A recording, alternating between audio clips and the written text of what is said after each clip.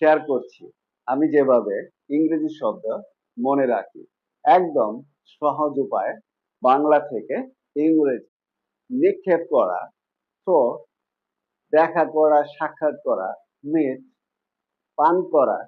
drink, মনোযোগ সহকারে শোনা, লিসেন, প্রার্থনা করা, সেই, আবেদন করা, অ্যাপ্লাই, আঘাত করা, হিট, ঘৃণা করা, হেইট, প্রতিযোগিতা করা, কনটেস্ট,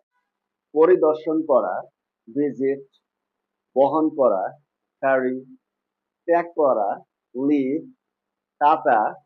খাত, সাহায্য করা, হেল্প, ইচ্ছা করা, উইশ,